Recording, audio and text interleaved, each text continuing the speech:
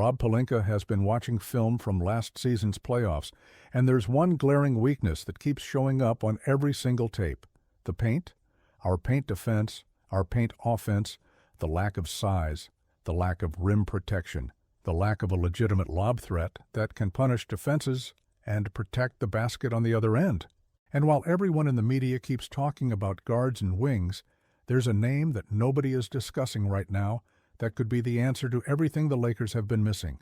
This is Lakers News Fan Report, your home for breaking news, insider analysis, and all the latest updates and rumors about our Los Angeles Lakers.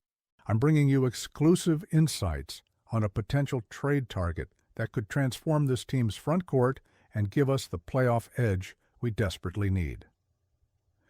Let me take you back to last season's playoffs for a moment. The first-round series against the Minnesota Timberwolves. It was painful to watch, and the numbers tell you exactly why.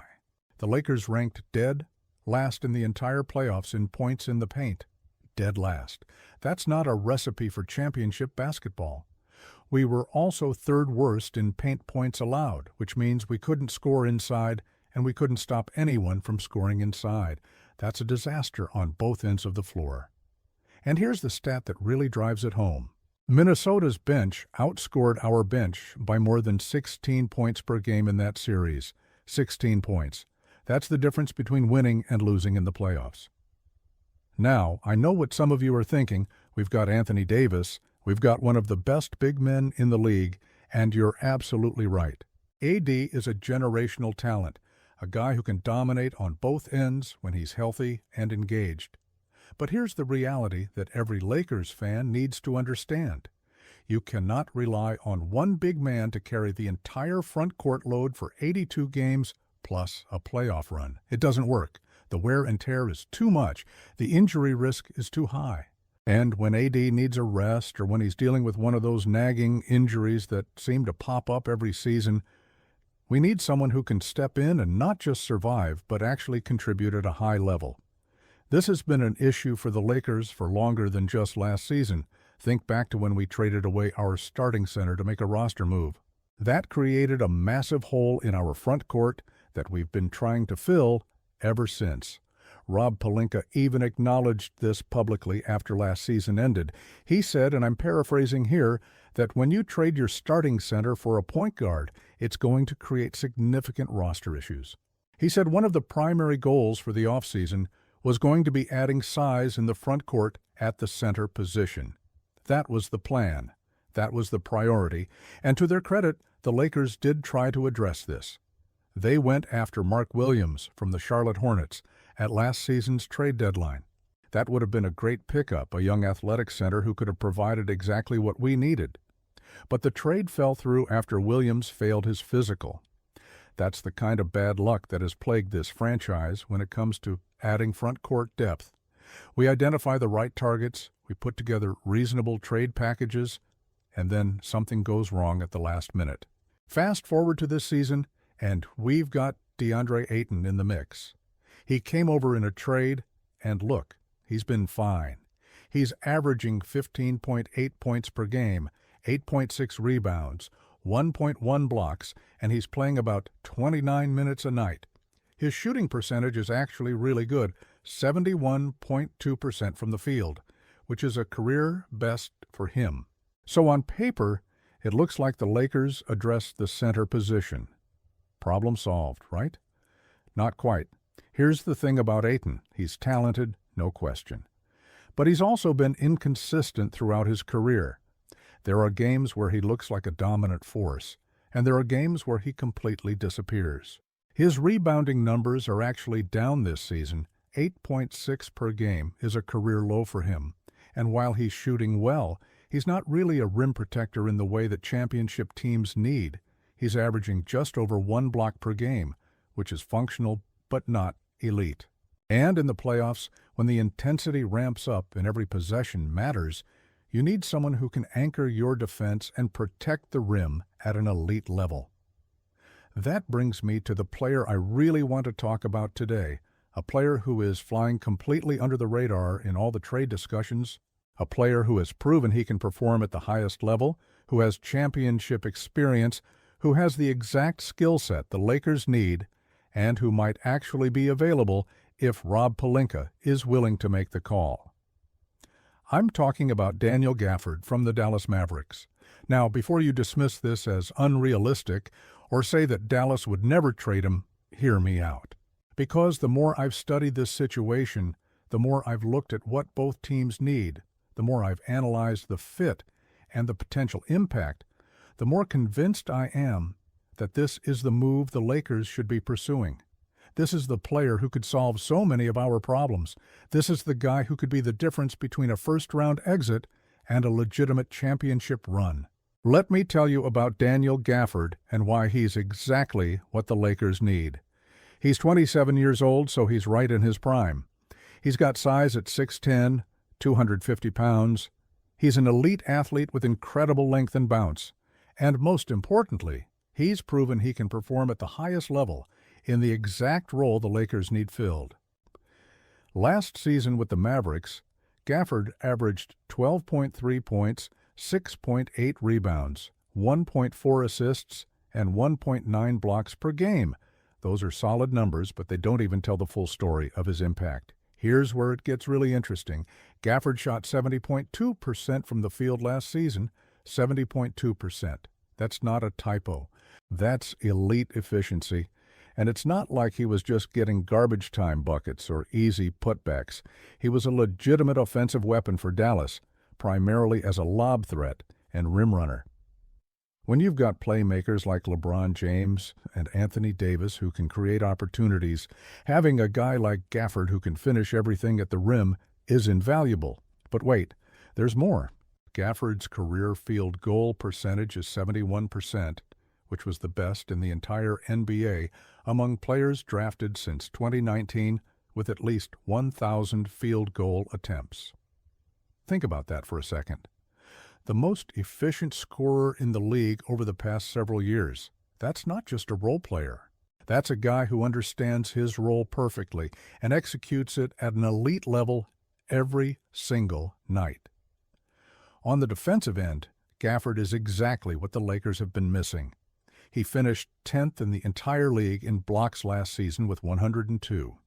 He's an elite rim protector who can erase mistakes and make opposing teams think twice about attacking the basket. His offensive rating last season was 137.4, which was third best in the league.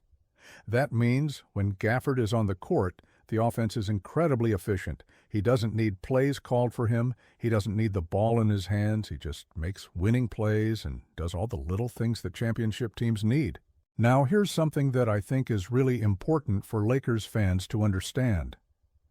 Gafford has experience playing alongside elite talent. He spent last season playing with Luka Doncic in Dallas, and he thrived in that role. He understood how to work with a ball-dominant superstar, how to set screens, how to roll to the rim, how to be in the right place at the right time. That experience would translate perfectly to playing with LeBron and AD. He wouldn't need time to adjust or figure out how to fit in. He could step into the Lakers system and contribute immediately. And here's another factor that nobody is talking about. The Mavericks have been dealing with their own injury issues this season. Kyrie Irving has missed time. Luka has dealt with some nagging problems. Derek Lively, their other young center, has been in and out of the lineup. When you're dealing with injuries and trying to stay competitive, sometimes you have to make difficult decisions about your roster. Sometimes you have to consider moving a player who has value in order to address other needs. I'm not saying Dallas is actively shopping Gafford, but I am saying that if the Lakers come calling with the right package, it's a conversation worth having. Let's talk about fit for a minute. Imagine a Lakers front-court rotation where you've got Anthony Davis as your starting center, and when he needs a rest, or when you want to go bigger, you bring in Daniel Gafford. That's an embarrassment of riches in terms of rim protection and interior defense. Opposing teams would have no easy shots at the basket. Every drive would be contested. Every lob attempt would be challenged. That's the kind of defensive presence that wins playoff games. Offensively, the fit is even better. The Lakers' offense runs through LeBron and AD, And both of those guys are elite playmakers who can create opportunities for others. Gafford doesn't need the ball in his hands. He doesn't need plays called for him. He just needs to set solid screens, roll hard to the rim, and finish everything that comes his way. That's exactly what he did in Dallas, and that's exactly what he would do in Los Angeles. The pick-and-roll combinations with LeBron and Gafford would be absolutely deadly. The lob threat would open up so much space for our shooters on the perimeter. And here's something else to consider. Gafford is on a very reasonable contract. He's not making superstar money. He's not going to break the bank or create massive luxury tax issues. For the production he provides, he's actually one of the better value contracts in the league. That matters when you're trying to build a championship roster and manage the salary cap. You need guys who outperform their contracts, and Gafford absolutely does that. Now, let's talk about what it would take to actually make this trade happen. The Mavericks would need to get something of value in return. They're not just going to give away a productive player for nothing. The Lakers would probably need to include some combination of young players, draft picks, and maybe a veteran on an expiring contract. It's not going to be cheap, but it's also not going to require giving up core pieces. This isn't a trade where you'd have to include Austin Reeves or Rui Hachimura. This is more about finding the right package of assets that makes sense for both teams. The Lakers have some tradable contracts, and they have draft capital that could be included. Rob Pelinka has shown he's willing to be aggressive when he identifies the right target. He made the trade for Anthony Davis. He's made multiple moves to try to build a championship roster around LeBron and AD. If he believes Gafford is the missing piece, if he believes this is the move that puts the Lakers over the top, I have no doubt he'll do whatever it takes to make it happen. And here's why this move makes so much sense from a strategic standpoint. The Western Conference is absolutely loaded right now. You've got the Denver Nuggets with Jokic and Murray. You've got the Phoenix Suns with their big three. You've got the Oklahoma City Thunder, who are young and hungry. You've got the Golden State Warriors, who are always dangerous. If the Lakers want to compete for a championship, they need every advantage they can get. They need to shore up their weaknesses. They need to add pieces that complement their stars and make the team better in every way. The paint dominance issue from last season's playoffs cannot be ignored. It was the biggest reason we lost that series to Minnesota. We couldn't score inside consistently, and we couldn't stop them from scoring inside. Adding Daniel Gafford would directly address both of those problems. He would give us another legitimate scoring threat in the paint, and he would give us elite rim protection that makes our entire defense better. That's not just a marginal upgrade. That's a game-changing addition. I also want to talk about the psychological impact of a move like this. When you add a player of Gafford's caliber, when you show that the organization is serious about winning now and willing to make moves to improve the roster, it sends a message to everyone. It tells LeBron and AD that we're all in on competing for a championship. It tells the rest of the league that the Lakers are not satisfied with just making the playoffs. It tells the fan base that we're doing everything possible to bring another banner to Los Angeles. That matters. That creates momentum and belief within the organization. Think about how this team would look in the playoffs with Gafford in the rotation. You could throw different looks at opposing teams. You could go big with AD and Gafford on the court together in certain matchups. You could stagger their minutes so you always have an elite rim protector on the floor. You could run pick-and-roll actions with LeBron and Gafford that would be nearly impossible to defend. The versatility and options it would give J.J. Redick as a coach would be enormous. And let's not forget about the regular season grind. 82 games is a marathon, not a sprint.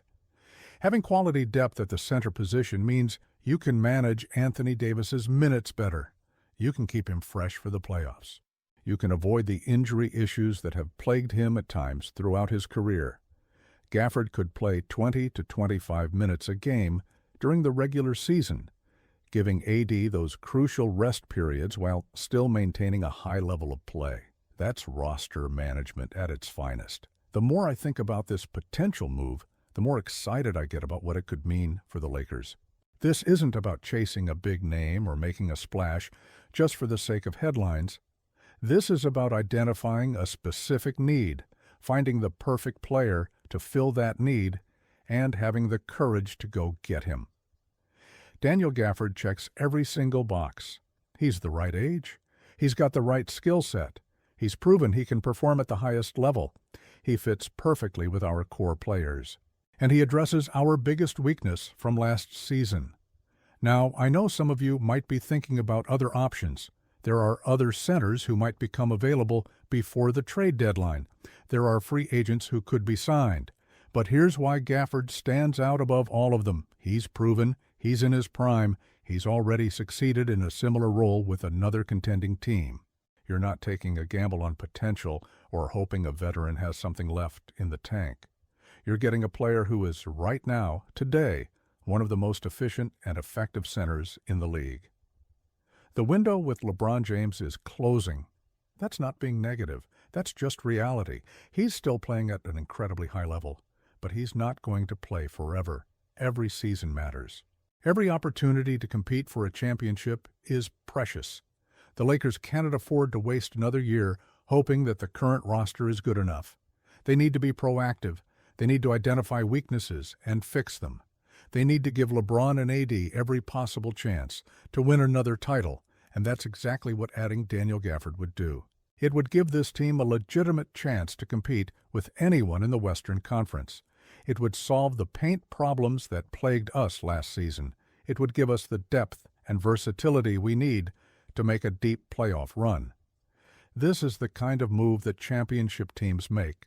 They identify the missing piece, they go get it, and they don't worry about the cost because winning is all that matters. So here's what I think needs to happen. Rob Pelinka needs to pick up the phone and call Dallas. He needs to gauge their interest in moving Gafford. He needs to put together a competitive offer that gives the Mavericks something of value without gutting the Lakers' core. A team with the size, the defense, and the depth to compete for a championship. Now, I want to hear from all of you. What do you think about Daniel Gafford as a potential trade target for the Lakers? Do you believe he's the missing piece we need? What would you be willing to give up to get him? And do you think Dallas would actually be willing to move him? Drop your comments below, because I love hearing your perspectives and having these discussions with you all. The Lakers community is the best in sports, and your insights always add so much to these conversations. If you enjoyed this deep dive analysis, if you appreciate the detailed breakdown of potential moves and how they would impact our team, make sure you hit that like button right now. Subscribe to Lakers News Fan Report if you haven't already, because we're bringing you this kind of content every single day. Breaking news, trade analysis, game breakdowns, everything you need to stay connected with your Los Angeles Lakers.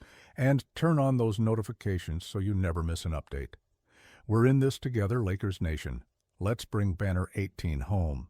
Thanks for watching, and as always, let's go. Lakers!